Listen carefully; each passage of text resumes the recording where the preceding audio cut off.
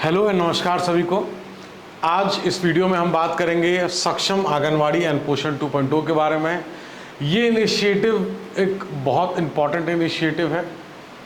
इस initiative make sure ये क्या करता है, ये डायरेक्टली कनेक्टेड है आपके सोशल स्कीम्स के साथ तो है ही है, लेकिन अगर आप ग्राउंड लेवल पे देखें तो जो हेल्थ बेनिफिट्स हैं इसके और किस तरीके से जो फूड सिक्योरिटी से लिंक करके इस चीज़ों को हम देखेंगे। Ministry of women and child development has issued operational guidelines. तो अगर आपसे कोई पूछे कि सक्षम आंगनवाड़ी एंड पोषण 2.0 के लिए ऑपरेशनल गाइडलाइन किसने इशू करी, तो the ministry name is ministry of women and child development regarding the implementation of Saksham anganwadi and Poshan 2.0। तो operational guidelines and implementation part जो है वो आपका ministry of women and child development के पास है। The scheme has been approved. तो the scheme, ये जो स्कीम की हम बात कर रहे हैं, ये स्कीम अप्रूव्ड है बाय गवर्नमेंट ऑफ इंडिया कि इसका जो इम्प्लीमेंटेशन है वो during 15th finance commission period, जिसका 2021-22 से 2025-26 तक। तो दो चीज़ इस स्लाइड पे आपको देखनी है, एक ministry of women and child development के बारे में कि इसकी जो ऑपरेशनल गाइडलाइंस है वो ministry of women and child development, implementation है वो भी ministry of women and child development. When we talk about the approval part, तो सेंट्रल जो गवर्नमेंट है उसके द्वारा इसका implementation during the finance commission 15th finance commission, जिसका पीरियड क्या है 2021-22 से 2025-26 तक। ये चीज़ बहुत इम्पॉर्टेंट है आपके प्री ओरिएंटेड एग्ज़ाम से भी, जो कि आपको इसका नोट्स डेफिनेटली बनाना चाहिए। सक्षम आंगनवाड़ी एंड पोषण 2.0 की बात करें, is an integrated nutrition support programme. तो इंटीग्रेटेड प्रोग्राम है ये सक्षम आंगनवाड़ी एंड पोषण 2.0, और इसका मेन, जैसे हमने पहले भी बात करी, इसका जो मेन क्रक्स है वो हेल्थ के अराउंड रिवॉल्व करता है। बिकॉज अगर हमारा जो चाइल्ड है वो हेल्दी होगा तो ही वो अपना, चाहे उसका मेंटल विकास हो, मेंटल हेल्थ, फिजिकल हेल्थ, ये सारी चीज़ें किससे कनेक्टेड है? वो सारी चीज़ें कनेक्टेड है न्यूट्रिशन से। न्यूट्रिशन, खान पान जो बच्चे का है, जो बच्चे का विटामिन्स लेवल है, जो कैल्शियम लेवल है, जो मिनरल्स हैं, ये जो रिक्वायरमेंट होती है बॉडी की, इसको फुलफिल करना बहुत ज़रूरी है। अलग अलग एज के हिसाब से रिक्वायरमेंट्स भी चेंज होती है, एज के हिसाब से रिक्वायरमेंट चेंज होती है।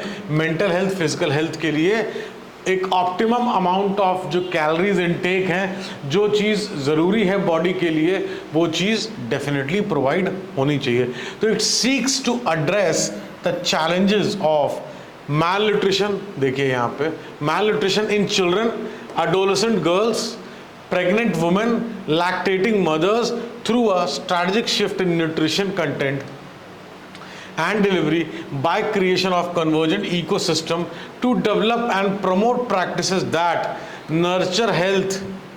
सब कुछ जैसा हमने बताया हेल्थ के ही अराउंड यहाँ पे घूमेगी। तो अगर कोई चीज़ आपको ऐसा ऑप्शन दे दे कि क्या ये चीज़ कवर्ड है कि नहीं कवर्ड है, तो कहीं ना कहीं यहाँ पे मैंने इसीलिए लिख रखा है कि आपको सबसे बड़ी जो प्रायोरिटी है वो ये देखना है। इंटीग्रेटेड न्यूट्रिशन सपोर्ट प्रोग्राम है, किसके लिए है? जो चैलेंजेस जो हम फेस कर रहे थे किसमें, मैल न्यूट्रिशन जो बच्चों में है, एडोलेसेंट गर्ल्स में है, प्रेग्नेंट वुमेन, लैक्टेटिंग मदर्स, इनका जो रिक्वायरमेंट है, न्यूट्रिशन का रिक्वायरमेंट है, उसको डिलीवर करना, उसको प्रॉपरली जो है उसका एक इकोसिस्टम बनाना ताकि कहीं से भी कोई कमी ना रहे, उनका वेलनेस के लिए अश्योर करना, इम्यूनिटी को। अगर न्यूट्रिशन लेवल और बॉडी हेल्दी नहीं होगी, अगर बॉडी हेल्दी नहीं होगी तो इम्यूनिटी लेवल क्या होगा? इम्यूनिटी लेवल लो होगा, इम्यूनिटी लेवल लो होगा, बहुत जल्दी प्रॉक्सिमिटी होगा। थोड़ा सा वेदर चेंज होगा तो हो सकता है सर्दी जुकाम हो जाए, हो सकता है थोड़ी सी डस्ट चले तो एलर्जिक हो जाए। ये एक एग्जाम्पल है, ये शो करता है कि जो पर्सन है, जो बच्चा है, उसका इम्यूनिटी लेवल लो है मोस्टली। तो इसलिए ये चीज़ें, सारी चीज़ें जो बचपन से न्यूट्रिशन लेवल और जो बचपन से अगर बात करें, जो बच्चा अगर कोई माल न्यूट्रिशन रह जाता है, स्टंटिंग की जो दिक्कत होती है, बहुत सारी प्रॉब्लम्स होती हैं, तो कहीं ना कहीं वो आगे चल के भी उसका इफेक्ट उसके लाइफ में होता है। कुछ बेनिफिट्स की हम यहाँ बात करेंगे। न्यूट्रिशन सपोर्ट जिसकी हम बात कर ही रहे हैं, for Poshan through supplementary nutrition programme for children of age group of, very important, 6 month से 6 ईयर्स। तो सप्लीमेंट्री एसएनपी की अगर आप बात करें तो सप्लीमेंट्री न्यूट्रिशन प्रोग्राम किसके लिए? बच्चों के लिए। और बच्चे किस एज ग्रुप के? 6 महीने से लेके 6 साल तक। Pregnant women's and lactating mothers, pregnant women, lactating mother's, 6 महीने से 6 साल तक के बच्चे, वो जो है न्यूट्रिशन सपोर्ट पोषण में सप्लीमेंट्री न्यूट्रिशन प्रोग्राम के तहत ये चीज़ कवर्ड है। For adolescent girls and age group 14 से 18 तक इन एस्पिरेशनल डिस्ट्रिक्ट्स में और नॉर्थ ईस्टर्न रीजन में। अर्ली चाइल्डहुड केयर की बात करें और एजुकेशन की बात करें तो 3 to 6 ईयर्स का है। Early stimulation for 0 to 3 years भी। आंगनवाड़ी इंफ्रास्ट्रक्चर इंक्लूड करा मॉडर्न अपग्रेडेड सक्षम आंगनवाड़ी। देखिए ये कुछ ऐसे पॉइंट्स हैं जिनके बारे में अगर आप इस स्कीम, इस पॉलिसी के बारे में बात करें तो ये चीज़ कहीं ना कहीं आपको पता होना चाहिए, क्या क्या कवर्ड है, कैसे कैसे कवर्ड है, ये चीज़ें आपके नोट्स में होना चाहिए। क्योंकि इसलिए होना चाहिए, बीच में से कोई फैक्ट्स उठा के वो पूछ लेंगे और अगर आपके पास नोट्स नहीं होगा, बार बार रिवीजन नहीं करेंगे, सिर्फ एक ओवरऑल समरी पता होगी पूरे स्कीम की, तो हो सकता है कोई पॉइंट जो है मिस होने के चांसेस बढ़ जाएं। ऑब्जेक्टिव्स की बात करें पोषण 2.0, कंट्रीब्यूट ह्यूमन कैपिटल डेवलपमेंट। अब यहाँ ह्यूमन कैपिटल डेवलपमेंट की क्यों बात हो रही है? अगर जैसे हम लोगों ने पहले बताया चाइल्ड है, उसका बचपन से ही जो फिजिकल विकास है, जो फिजिकल डेवलपमेंट है, वो अच्छा नहीं है। अब यह बताइए, जब वो बड़े होके अगर वो जब स्कूल गया, स्कूल से फिर वो कॉलेज गया, कॉलेज से फिर वो जॉब सीख करेगा या जॉब प्रोवाइड करेगा, तो उसकी जो परफॉर्मेंस रहेगी इकोनॉमी के प्रति, उसको हम क्या कहते हैं? Human capital development. जैसे जैसे ये चीज़ें फेजेस में चलेंगी, वो ह्यूमन कैपिटल डेवलपमेंट का, ताकि जो वो पर्सन है, जो बच्चा है, वो बड़े होके वो भी अपना जो स्किल है, जो कंट्रीब्यूशन है, वो इकोनॉमी को देगा, उसको हम ह्यूमन कैपिटल डेवलपमेंट कहते हैं। जितना अच्छा वो विकसित होगा, जितना अच्छा वो डेवलप करेगा बच्चा, उतना अच्छा वो ग्रो करेगा, और जितना अच्छा ग्रो करेगा उतना अच्छा वो कंट्रीब्यूट करेगा इकोनॉमी में। तो ये चीज़ ह्यूमन कैपिटल, अगर हमारे यहाँ बच्चे डेवलप करेंगे, हेल्दी रहेंगे, मेंटली स्टेबल रहेंगे, फिजिकली एक्टिव रहेंगे, तो उनका अवेयरनेस, उनका सारी चीज़ें, उनका इम्यूनिटी लेवल, न्यूट्रिशन लेवल, बहुत सी चीज़ें वो सब अप टू द मार्क होंगी। तो address the challenges of malnutrition, जिसको हमने देखा भी, प्रमोट न्यूट्रिशन कर रहा है, अवेयरनेस करेगा, गुड ईटिंग हैबिट्स।